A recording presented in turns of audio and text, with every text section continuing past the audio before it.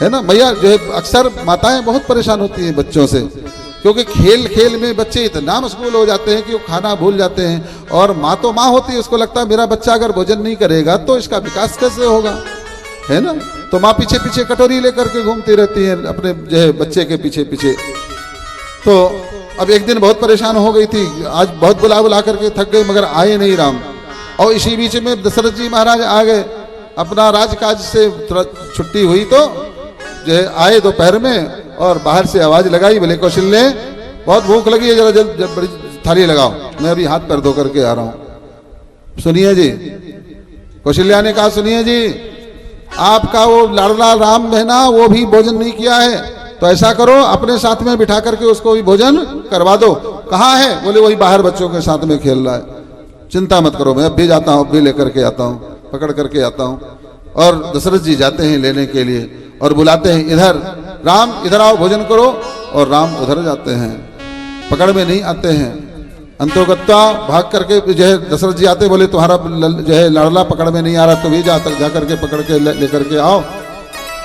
फिर कौशल्या जाती है, कौशल्या को ही पकड़ में नहीं आते। देखो बाबा जी ने बहुत बढ़िया यहाँ बात लिखी है कि जब दशरथ जी राम जी को बुलाने के लिए जाते हैं, पकड़ने के लिए जाते हैं खास तौर से, यहाँ तात्विक भाव बहुत सुंदर है कि दशरथ जी जब राम को पकड़ने के लिए जाते हैं तो राम पकड़ में नहीं आते हैं का तात्पर्य क्या है?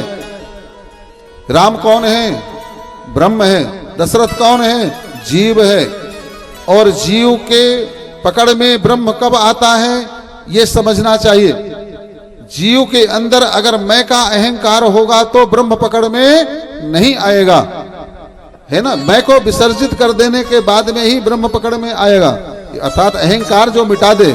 ममता निर्ममो निरअहंकार, जो निर्मम हो गया, जो निरअहंकारी हो गया, वही भगवत सत्ता को समझ सकता है, भगवत सत्ता को पकड़ सकता है, उसी की बुद्धि पकड़ सकती है। नहीं आते और उल्टा भागते हैं। क्यों नहीं पकड़ में आए? क्योंकि बाबा जी ने लिखा कि यहाँ पर जो राम को पकड़ने गया है कोई पिता नहीं गया है, राजा गया है।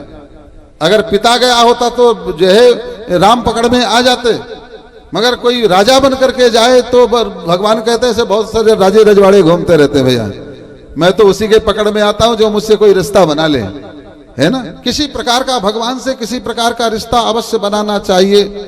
भगवान ने सारे रास्ते खोल करके रखे, कुछ भी नौकर बना ले भैया, मैं नौकर बनने के लिए तैयार हूं, नौकर बना ले।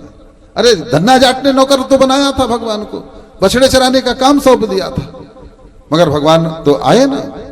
तो भगवान कहते कोई ना कोई रिश्ता मुझसे बनाओ, मगर हम तो कहते हैं हम तो सब कुछ भगवान को मानते हैं। तुमेव माता च पिता तुमेव, त्वमेव बंधु च सखा तुमेव, त्वमेव विद्या द्रविणम त्वमेव, त्वमेव सर्वम मम देव देवा। हम तो यहाँ तक हम सर्वस्व आप ही है, मगर मानते एक भी नहीं। क्योंकि अगर एक भी कोई रिश्ता माने तो उसको निभाना चाहिए भैया, ध्यान रखो। पिता माना है तो पिता मान करके फिर आज्ञा, हर क्षण हर पल आज्ञा लीजिए, पिताजी मैं करने जा रहा हूं, है ना। अगर बच्चा मान करके चलते हो तो बच्चे का लाड़ दुलार आपको करना पड़ेगा, है। लड्डू गोपाल लेकर के व्यक्ति चलते हैं, मगर लड्डू गोपाल का लाड़ दुलार पूरा क्या उस भावना से भावित व्यक्ति हो पाता है? एक वृंदावन में एक महात्मा जी थे, विरक्त थे, मगर अपने जो है कृष्ण को अपना पुत्र मान लिया था। अपने आप को जो है वो मना करते थे कि मैं नंद हूं और मेरा पुत्र जो है कृष्ण है, कान्हा है। और जिंदगी भर पुत्र मान करके व्यवहार किया। कहीं यहाँ वहां जाया करते थे तो जब लौटते थे तो कहीं बिस्किट लेकर के आते, कहीं चॉकलेट लेकर के आते, कहीं कुछ कपड़े लेकर के आते, कहीं कुछ लेकर के आते, नहीं तो मेरा कान्हा नाराज हो जाएगा, मेरा बच्चा नाराज हो जाएगा। पूरा बच्चे का भाव, पूरा जीवन भर बच्चे का भाव निभा करके और जो है महात्मा ने भगवान से संबंध रखा। अंतकाल में जो सत्य है कि सबको मृत्यु आनी है, महात्मा को भी मृत्यु आई, स्वर्गवासी हुए। अब वहां पर सभी लोगों ने कहा भाई ये तो विरक्त महात्मा थे, इनके आगे पूछे कोई है नहीं ग्रस्त, इनका अंतिम संस्कार हम ही लोगों को सबको करना पड़ेगा। सभी महात्मा लोग इकट्ठे हो गए उनके अंतिम संस्कार करने के लिए। तभी भगवान को याद आया कि अरे मेरा तो बाप मर गया है, तब भगवान को याद आया कि मेरा तो आज बाप मर गया है, मुझे जाकर के और अपना पुत्र होने का धर्म निभाना चाहिए।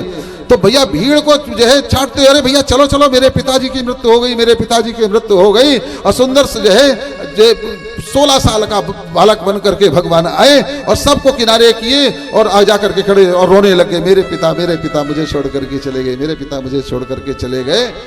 सभी को लगा, अरे चलो कोई बात नहीं, बेटा आ गया, अंतिम संस्कार करेगा। भगवान ने उस महात्मा का अंतिम संस्कार किया। विचार किया, जब जीवन भर मुझे बेटा का व्यवहार में निभाया तो मेरा अब दायित्व होता कि मैं भी पिता का व्यवहार करूं, पुत्र का व्यवहार अर्पित करूं। और अंतिम संस्कार भगवान ने किया। और जब वहां से जब भगवान अंतर्धान हो गए तब सबको महात्माओं को, अरे भैया ये बताओ ये कौन आया और कौन महात्मा का अंतिम संस्कार करके चला गया। महात्मा जी तो विरक्त थे, उनके पास तो कोई घर से थे नहीं कि उनका बच्चा होता। अरे सबके माथा ठनका कि जीवन भर ये महात्मा कान्हा को, कृष्ण को अपना बच्चा मान करके व्यवहार किया था, तो आज भगवान भी अपना पुत्र धर्म निभाने के लिए आए और जो है अपने पिता का अंतिम संस्कार करके चले गए। अर्थात कहने का तात्पर्य यह है कि अगर भगवान को पकड़ना है महाराज, तो भगवान से कोई ना कोई रिश्ता अवश्य बनाइए। आप स्वामी का बनाइए, आप सखा का बनाइए, मित्र का बनाइए, पुत्र का बनाइए, पिता का बनाइए, माता का बनाइए। माता पिता का सबसे बढ़िया रिश्ता है, आदरणीय होता है, पूज्य होता है। बाकी तो रिश्ते ठीक हैं, सखा का भी मान सकते हैं, जिसके जैसी भावना और सूरदास जी सखा के रूप में माना करते थे भगवान को, है ना। तो यहाँ पर दशरथ जी इसलिए नहीं पकड़ पाए क्योंकि ये राजा बन करके गए, मगर जब जो है कौशल्या जाती है पकड़ने के लिए तब भी पकड़ में नहीं आते हैं। ठुमुक ठुमुक प्रभु चले ही पर आई, यहाँ जो है जब जो है कौशल्या जी जाती है तो पकड़ में नहीं आते।